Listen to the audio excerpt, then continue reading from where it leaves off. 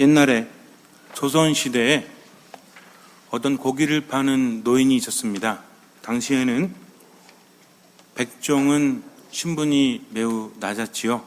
그런데 조선시대 후기가 되니까 점점 그런 것들이 이제 흐트러지기 시작을 하고 이제 새로운 시대가 열리게 되었을 즈음, 그러니까 아직은 양반 제도가 있지만 그런 것들이 사회적으로는 이제 거의 깨지기 시작한 그런 즈음에 어떤 젊은 청년이 고기를 사러 푸주간에 갔습니다.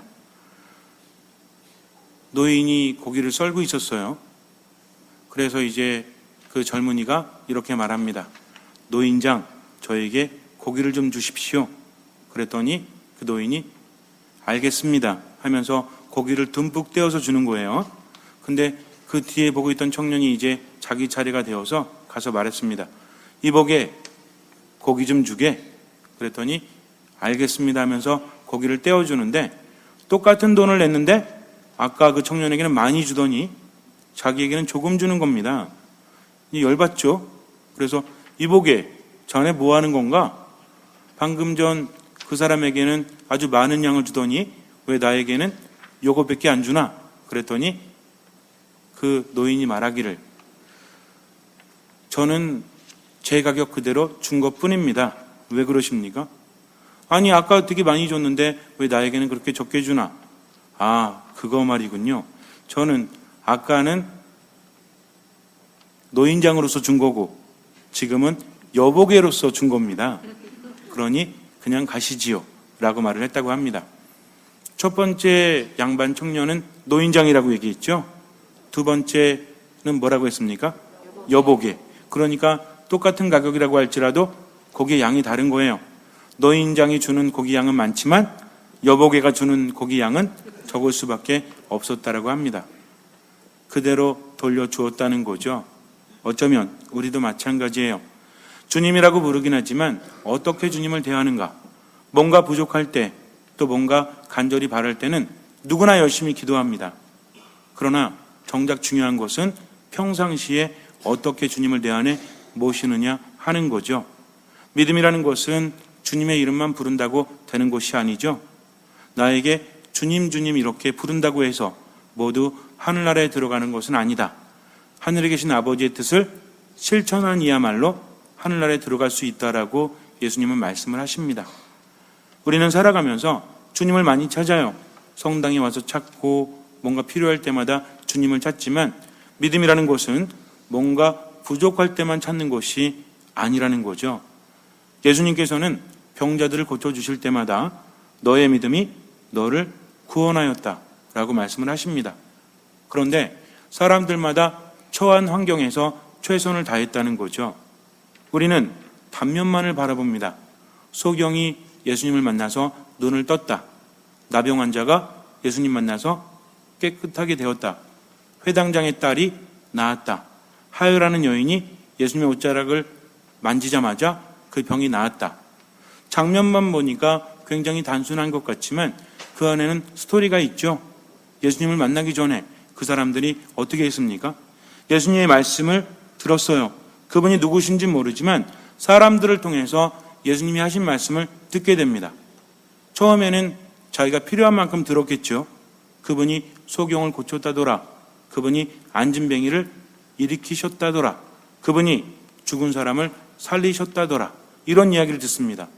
처음에는 그런 얘기를 듣고 그렇다면 나도 그분이 고칠 수 있지 않을까라는 가능성을 보니까 마음이 향하게 되죠. 그런데 예수님 말씀을 듣다 보니까 처음에는 내 목적대로 들었지만 말씀을 듣다 보니까 그분이 누구신지를 깨닫게 되죠. 그래서 어떻게 합니까? 이제 모든 것을 걸고 그분 앞에 나선다는 거죠. 이것은 바로 신앙 고백입니다.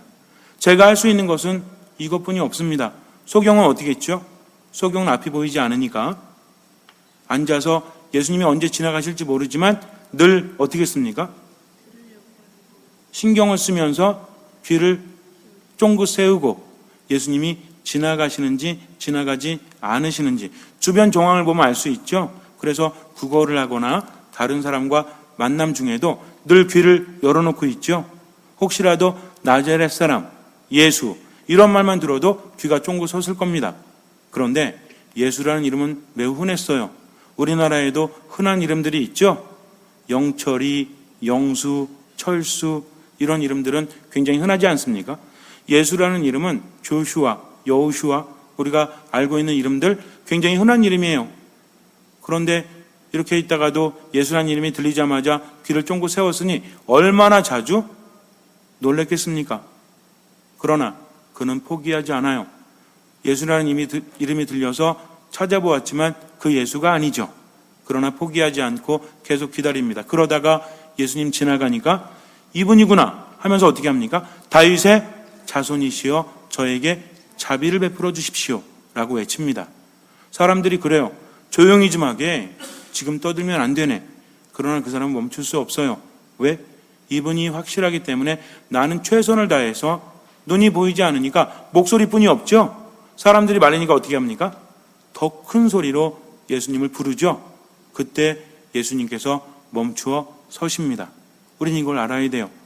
하유라는 여인도 마찬가지예요. 여인은 부정하기 때문에 예수님 앞에 나설 수 없습니다. 그러니까 어떻게 합니까? 내가 저분 옷자락에 손을 대면 내가 나을 수 있겠지라는 뭐가 생겼죠? 확신이 생겼어요. 그런데 이것은 단순히 무슨 도박하는 마음으로 그런 것이 아니라 왜 이런 믿음이 생겼을까요? 평상시에 사람들을 통해서 예수님의 말씀을 들어보니까 확신이 생기는 거죠. 이분이야말로 나를 고칠 수 있고 고쳐주시겠지만 나는 나설 수 없잖아요. 왜? 나는 부정한 여인이기 때문에 그래요. 그러니까 할 수 있는 것이라곤 옷자락에 손을 대는 것 뿐입니다. 소극적인 게 아니에요. 최선을 다했다는 거죠. 이렇게 최선을 다할 때 예수님을 만날 수 있고 이것이 바로 믿음이라는 거죠.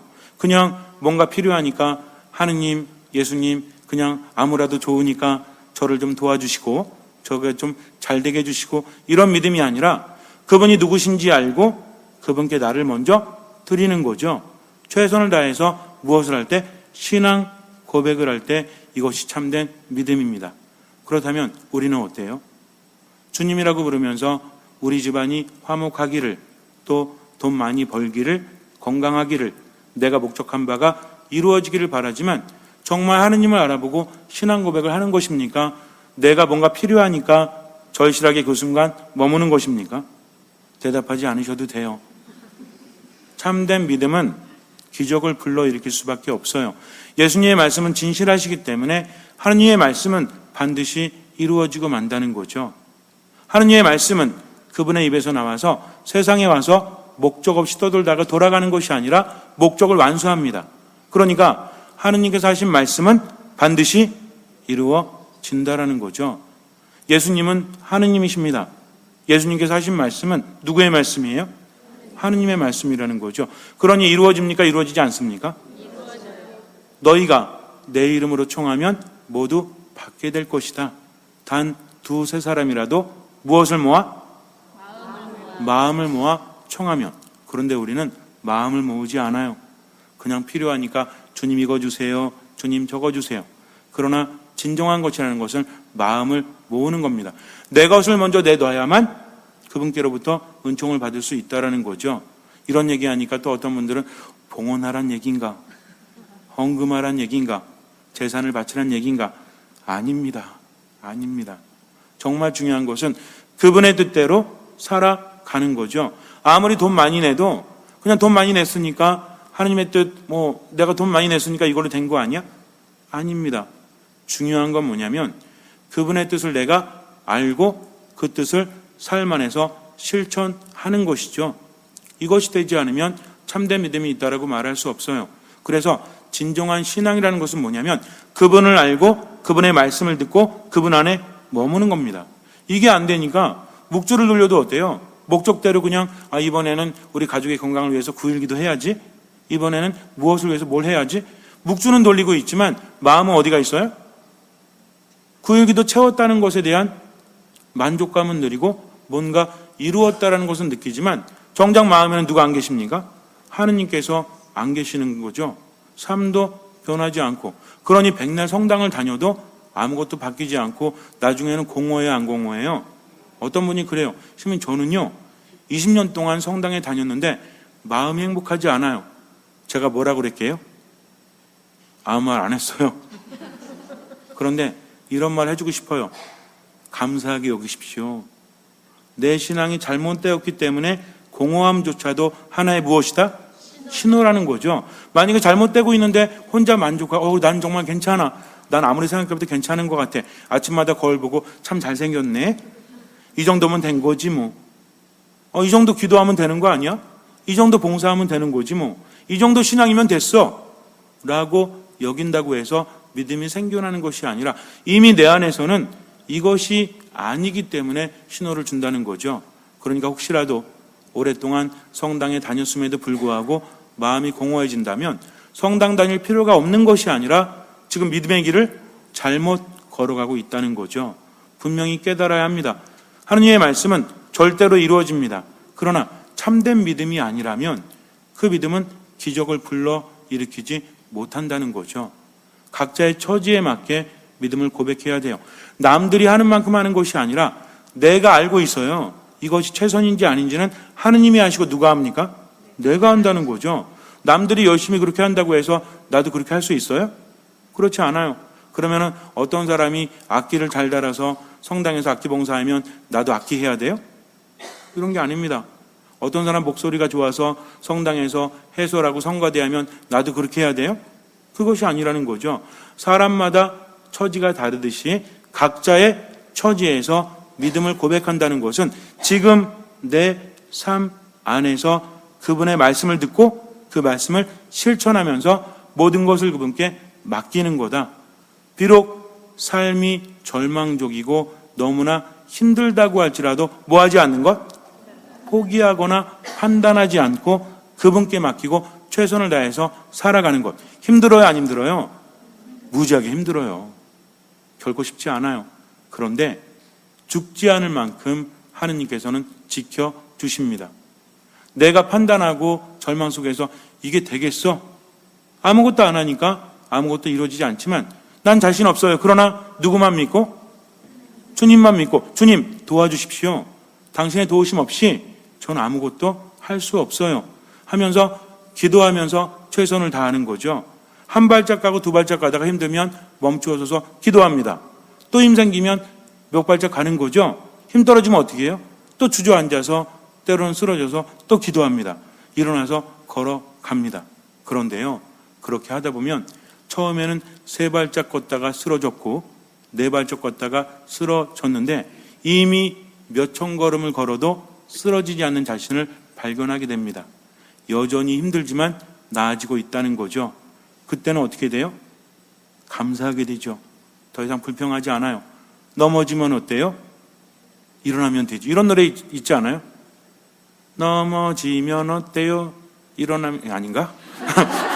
어쨌든 옛날에 슬퍼지면 어때요? 울어버리면 돼. 이런 노래 있잖아요. 장동 노래였나? 하여튼 기도만 하시니까 알 수가 없죠. 마찬가지예요. 넘어지면 어때요? 기도할 수 있으면 감사하고 일어나서 네 발짝 가면 되지. 또 넘어지면 어때요? 일어나서 가면 되지. 왜 나는 세 발짝뿐이 못 걸어? 이렇게 불평해봤자 나아질 수 있는 것은 아무것도 없어요. 그러니까 처지에 맞게 최선을 다하면 하느님께서는 당신의 뜻대로 이끌어 주십니다. 백인대장이 자기 하인이 아파서 정말 소중한 사람이었기 때문에 예수님께 사람들을 보내죠. 원로들을 보내요. 유다인들을 보냅니다. 유다인들이 와서 뭐라고 그래요? 이 사람이야말로 고쳐줄만 합니다. 우리에게 회당까지 지어줬어요. 이방인이긴 하지만 우리를 보살펴줍니다. 마치 일제시대 때 일본 사람들이 다 나쁜 게 아니죠. 우리나라 사람들을 보호해준 사람들도 있죠. 그리고 안중근 의사도 우리나라가 아닌 일본에서 사당 져놓고 지금도 뭐 제사 지내고 이런 사람 있잖아요. 그러니까 일본 사람이라고 다 나쁜 거 아닙니다. 마찬가지입니다. 로마의 군인이었지만 유대인들을 사랑한 사람들도 있었다는 거죠. 그래서 예수님께 청을 하는데 예수님께서는 흔쾌히 그 집으로 가십니다. 어떻게 보면 이럴 수 있어요. 아니, 네 가지 없게, 네 가지가 뭐예요? 싸가지 없게 예수님께 오지 않고 사람을 보내? 그거 너무 건방진 거 아니야? 그런 거 아니에요. 왜냐하면 이 사람은 이방인이에요. 유대인들은 이방인이랑 접촉하지 않습니다. 접촉하면, 지금도 이스라엘 가보세요. 그러면 뭐 랍비나 아니면 종교인들 있죠. 이렇게 까만 모자 쓰고 까만 옷 입고 수영 기르고. 근데 지나가면 우리 동양 사람들 보면 어떻게 해요? 피해가죠? 왜? 안 부딪히려고. 부딪히면 어떻게 되니까? 부정타니까. 그러니까 이 백인 대장이 예수님께 나오지 않은 것은 귀찮아서가 아니라 누굴 위한 겁니까? 예수님이 유대인이시기 때문에 그분을 위해서 신뢰를 범하지 않는 겁니다. 잘못 생각하면 안 돼요. 그래서 예수님께서 이렇게 오신, 왜냐하면 이 사람은 사람들 보내고 관심이 없는 게 아니라 사람들을 보내놓고 예수님을 주시하고 있었죠. 근데 예수님께 자기 집으로 오시거든. 그러니까 어떻게 합니까? 아우, 귀찮게 왜 오셔? 사람 보내가지고 오지 마세요. 이렇게 한 것이 아니라 저희 집에 모실 자격이 없습니다. 저도 상관 밑에 있는 사람이기 때문에 명령이 뭔지 알아요. 상관의 명령이 떨어지면 저는 복종할 수밖에 없고요. 저도 종을 부리지만 제 종들도 그렇게 합니다. 당신이라면 병조차도 당신 말씀을 거역할 수 없고요. 저는 당신을 제 안에 모실 자격이 없습니다. 한 말씀만 하시면 제 하인이 낫겠습니다. 엄청난 고백을 하죠. 그랬더니 예수님 뭐라고 하세요? 아니, 여기까지 왔는데 돌아가라고? 이러세요? 딱 돌아서서 사람들에게 말하죠. 이스라엘에서 이런 믿음을 본 적이 없다라고 하십니다. 얼마나 행복한 사람이에요, 이 사람. 예수님께 이런 칭찬을 듣는다는 게 쉽지가 않은데, 이 사람은요, 자기 처지에서 최선을 다했을 뿐입니다. 그리고 예수님을 알아봤죠. 이 주옥 같은 신앙이 어디에 첨가됐죠? 미사에. 우리 뭐라고 합니까? 주님, 제 안에 주님을 모시기에 합당하지 않사오나 한 말씀만 하시면 제 영혼이 낫습니다. 이렇게 고백하죠? 하느님의 어린 양 할 때 고백하시죠? 이 사람의 이 말을 우리도 하고 있다는 거죠. 근데 문제는 뭐야? 그냥 시간 됐으니까 하느님의 어린 양 그러면 뭐라 그래요? 아무 생각 없이 세상의 죄를 없애시는 주님 자비를 베푸소서. 하느님의 어린, 이런 분들이 있어요. 제가 하느님의 어린 양 그랬더니 세상의 죄를 하시면 안 되죠. 제가 그러자 뭐라고 합니까? 하느님의 어린 양 세상의 죄를 없애시는 분이시니 이 성찬에 초대받은 이는 복되도다. 그럼 여러분들 뭐라고 하세요? 그렇게 해야 되는데 신앙이 자동이야. 그냥 하느님의 어린 양 그럼 뭐부터 나와? 세상의 죄를 없애시는 주님 자비를 베푸소서. 하느님의 어린 양 세상의 죄를 없애시는 자비를 베푸소서. 그 다음에 평화를 주소서 했잖아요. 그 다음에 또 하면 집중하고 있다가 제 안에 당신을 모시기 합당치 않습니다. 그러나 한 말씀만 하시면 제가 낫겠습니다. 라고 간절한 마음으로 미사에 참여하는 거죠. 또 주님 자비를 베푸소서 언제 외칩니까? 소경이 외쳤던 소리를 우리가 언제 외치죠? 미사할 때 자비송에 외치잖아요. 그러니까 미사만 제대로 해도 우리가 하느님 안에 겸손히 머물 수 있고 하느님께서 내 안에 오셔서 나를 치유하시고 이끌어 주신다는 거죠. 이것이 바로 믿음입니다. 그런데 조금 해보고 안 되면 불평하고 성당 안 나가고 자기 마음대로 살고, 이건 뭐예요? 주님을 여보게로도 안 보는 거야. 우리가 주님을 알아보고 그분을 내 안에 모시고 그분의 뜻을 실천할 때 우리는 그분의 은총을 듬뿍 받을 수밖에 없습니다. 이것이 무엇이기 때문에? 믿음이기 때문에 그래요. 믿음은 무엇입니까? 내 심장을 맨날 똑같이 할 수는 없잖아요. 그건 기본적인 거고, 내 심장을 하느님께 드린다는 어원 말고 믿음은 무엇입니까? 주님을 알아보고 그분의 음성을 알아듣고 그 말씀을 실천하면서 그분 안에 머무는 거. 이제 좀 세련되어 줘야 돼요. 아직까지도 믿음이 무엇이며, 잘 알아. 믿음은요, 내 심장을 하느님께 드리는 것. 이러시면 이거 아직 초보 수준이에요. 너무나 기본적인 거죠. 이제는 누가 고백합니까? 여러분들이 각자 고백하셔야 돼요. 언제까지 알려드려요, 그걸. 이제는 여러분들이 하느님과의 관계 안에서, 사랑도 마찬가지예요. 사랑이나 믿음이라는 것도 내가 체험하고 하느님 안에서 고백할 때 의미가 있는 거지, 앵무새처럼 듣고 따라하는 게 아니라는 거죠. 그러니까 이제는 믿음이 뭐냐고 물으신다면 그때마다 답이 달라요. 제가 원하는 게 있죠? 알아요, 몰라요? 아는 분은 아셔. 왜? 미사 때 저하고 일치하기 때문에 제가 말하면 시모님이 이 답을 원하시는구나, 이 답을 원하시는구나, 왠지는 모르겠지만 느낌이 오죠? 왜 그래요? 신앙이 있어서 그래요. 들을 기가 있어서 그래요. 일치하기 때문에 그래요. 어쨌든 중요한 건 믿음이라는 것은 예수님을 알아보고 그분의 말씀을 듣고 그분의 말씀 모든 것을 걸고 실천하면서 그분 안에 머무는 겁니다. 7가지로 요약했죠? 뭡니까? 아무것도 판단하지 않고 모든 것을 하느님께 맡기고 어쨌거나 베풀면서 살고 미사, 말씀, 기도 안에서 어떤 마음으로? 듣는 마음으로 살면 돼요. 그러면 이미 하느님 안에 머물고 있고 기적은 일어납니다. 잠시 눈을 감으세요. 하느님께 청하십시오. 그러나 먼저 믿음을 갖추십시오. 뭔가를 바라기만 하지 말고 먼저 하느님의 말씀을 듣고 그분 안에 머무십시오. 예수 그리스도 안에 머무십시오. 그분의 말씀을 듣고 그 말씀을 실천하면서 아무것도 판단하지 말고 온전히 머물기만 하십시오. 주님께서는 그 믿음을 보시고 우리 삶에 놀라운 기적을 일으켜 주실 것입니다. 아멘.